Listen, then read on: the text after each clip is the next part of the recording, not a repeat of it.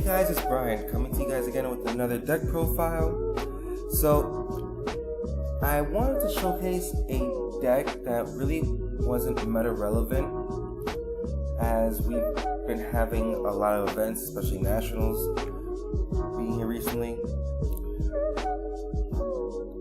And so I wanted to take a step back from the meta and show you guys something that really hasn't been showcased, because let's be honest, this is really a rogue deck and not a lot of people are really familiar with how the interactions work, which is a valid reason why you could play the deck as fun or for your locals, but I wouldn't recommend taking this to an event.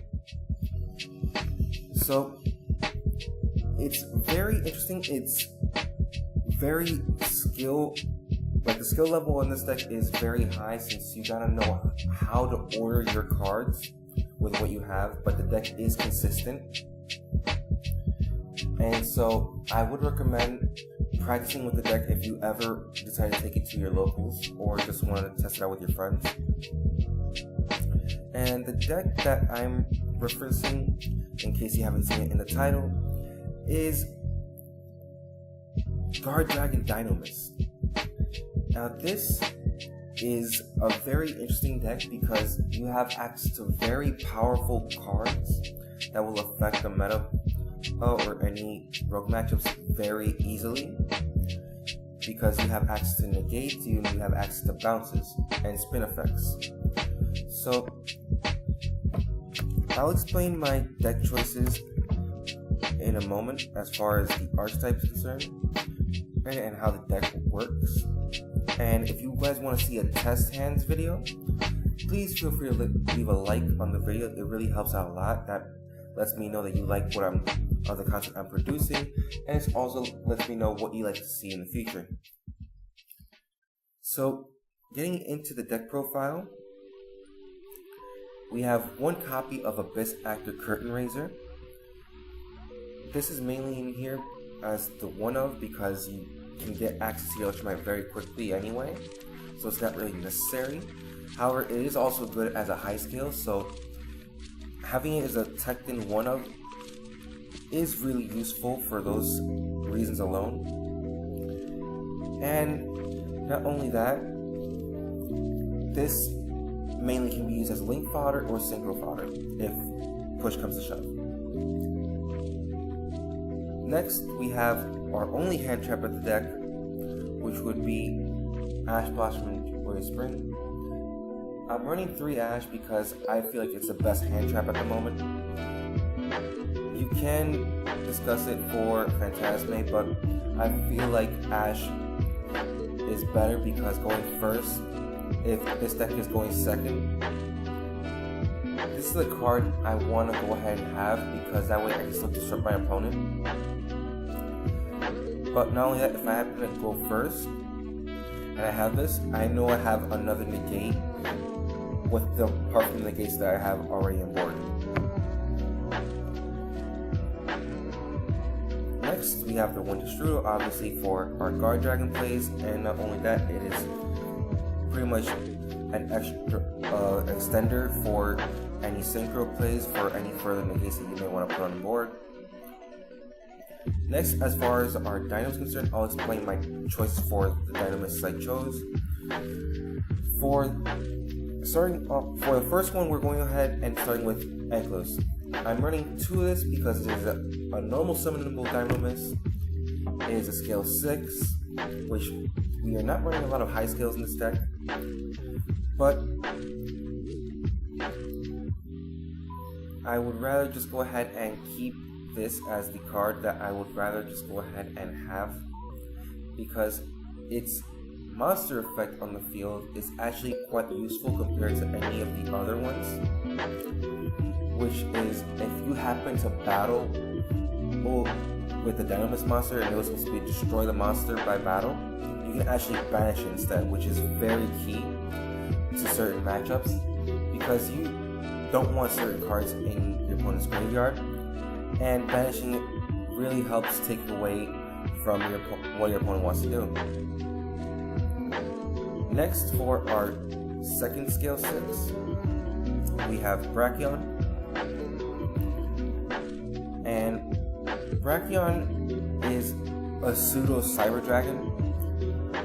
The benefit of Brachion is the fact is that, unlike Cyber Dragon, you can actually have other monsters on your board when you summon it out. You just can't have the monster with the highest attack. And you can't have another Brachion.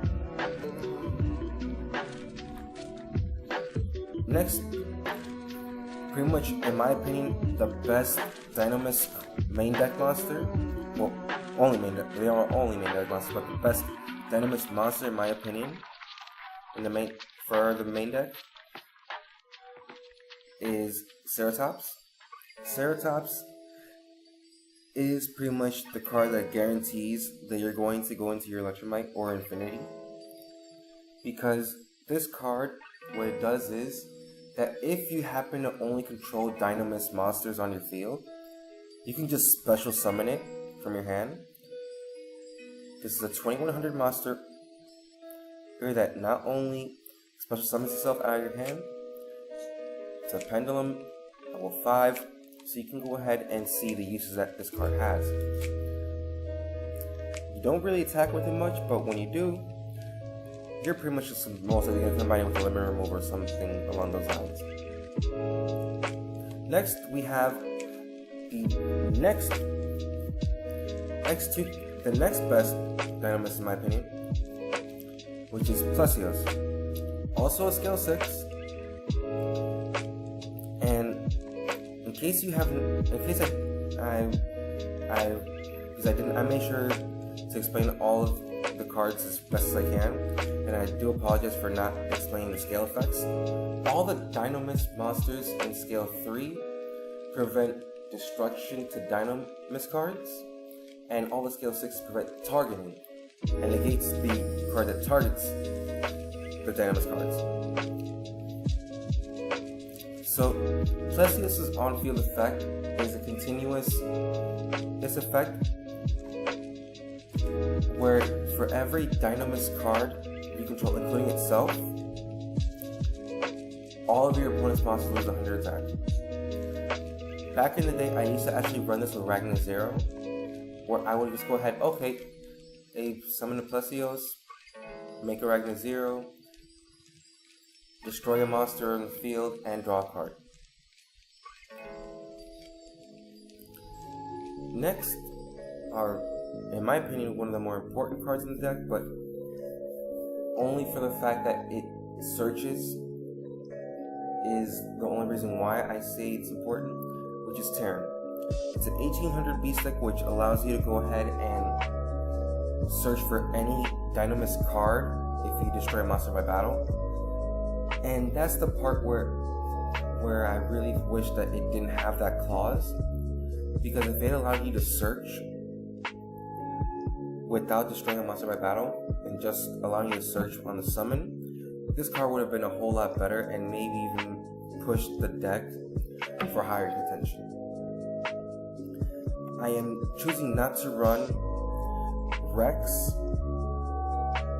Spinos, or Stegosaur.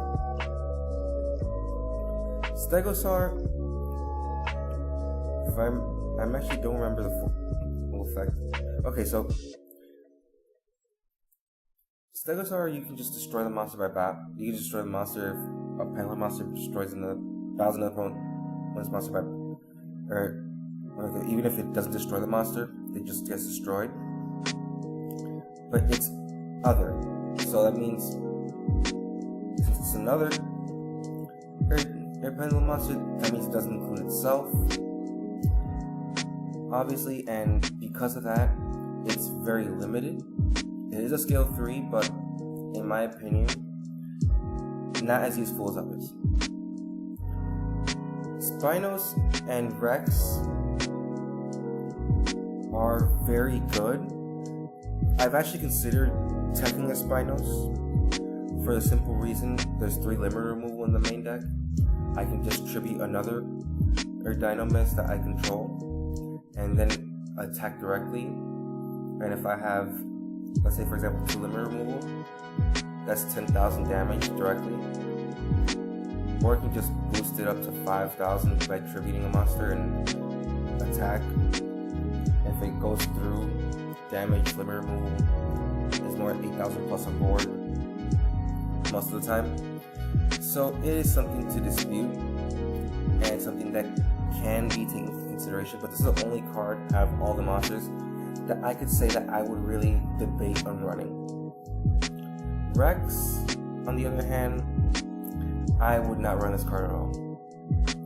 And the part that saddens me, this is the only card out of the whole Dinomist archetype that actually has a holo.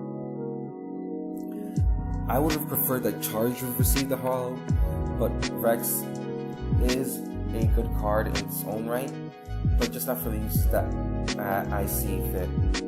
Because the card has a very useful effect where it gets to spin a card from your opponent's board or hand, but you have to have made an attack. Or you can go ahead and just attack and do piercing, but you do have to tribute. So just because of that, I would really just rather not. It's wasting an attack and forcing a tribute, which could be used for other things.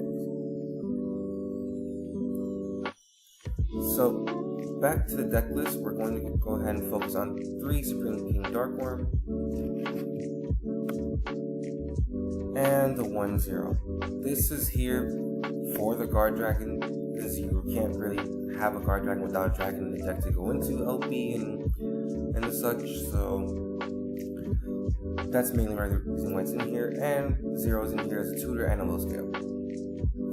Next, for our next engine / package, we have 2 Symphonic Warrior Guitar and 1 mics. This is actually a very underrated card because it's a pseudo Seraph Knight, but this is in your main deck. And so if your deck really doesn't mind just discarding a card, go for it. But I prefer this in Dinomist simply because of the fact that the discard normally doesn't matter, especially if you have an extra Darkworm in hand. However,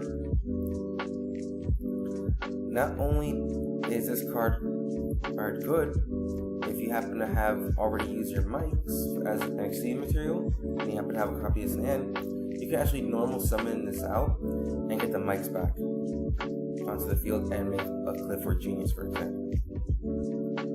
But this special summons Mike out the deck, and Mike is, like I said, Seraph Knight. Its effect allows you to have an extra normal summon for a turn, which in most cases is very useful. Next, we have 3 Dinomist Charge. This is your Tenki of the deck. Shouldn't have to say much. However, this does have an interesting interaction where you can actually stack up the second effect, which is once per turn. If a Dinomist card is, well, Dinomist monsters obviously adds from the field to your extra deck, face up, you can just add it back to your hand. This is a mandatory effect, so this will be Chainlink 1, and if you have Electromech, for example, Electromech is Chainlink 2, always. If you happen to have multiple Dinomist Charge, it'll be 1, 2, for example, and then Electromech. Next, we have our Dragon Shrine and Foolish Burial. This is mainly to get our Darkworm out of the deck as fast as possible. 2 Instant Fusion. This is again in here mainly because you want to go ahead and get into certain cards as fast as possible, or just to go ahead and extend your plays. Next, 3 Limit Removal. Limit Removal is in here mainly because you really don't care if your cards get destroyed since they're pendulums, but not only that, you can stack one on top of the other, and as an added bonus, Limit Removal says destroy the monsters at the end phase, but if you happen to have a scale 3 on board, can actually prevent the destruction and have the monster keep the attack.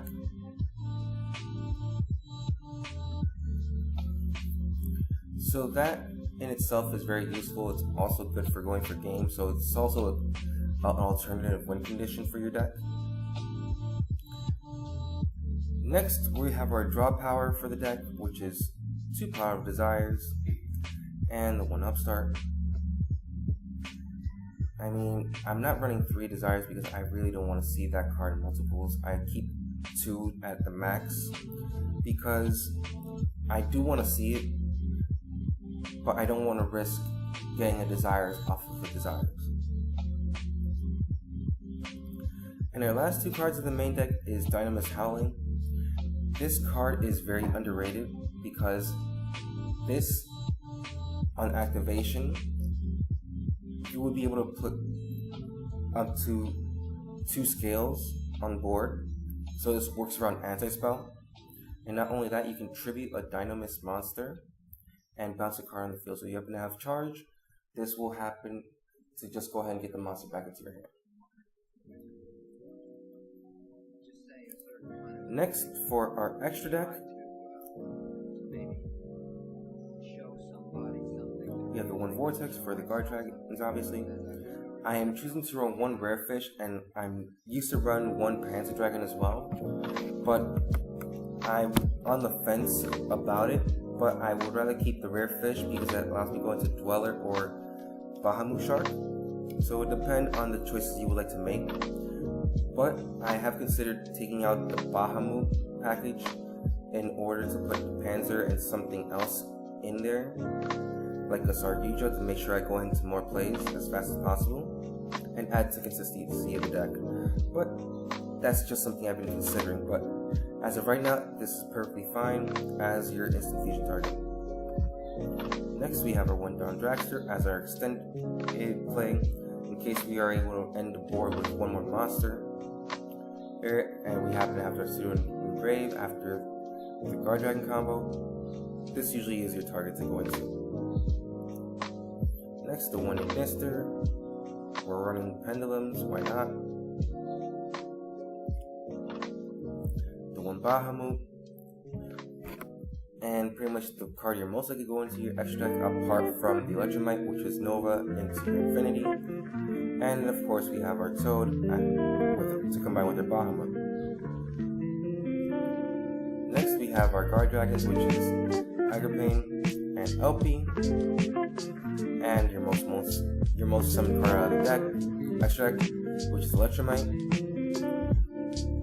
Our card to end the Guardragon combo, which is Paraxio Hungry Spears. And 2 Link 2s, which is the Starboy and Cleveland Genius.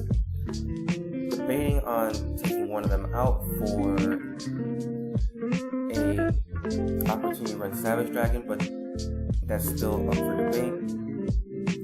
And to end off for extra deck, 1 Triple Burst Dragon. Again, if you do want to see a test hands version of this video, of this deck, feel free to leave a like. But as an alternative deck choice, I would recommend putting in the Abyss Dweller. I have it in my side deck at the moment because of the fact I really didn't find a way of taking out a card that would still allow me to run this, because the extra deck is always been tight after Master Rule 4 for this deck. If you like the video, again, leave a thumbs up. It really helps out a lot. And I hope to see you guys again next time. See ya!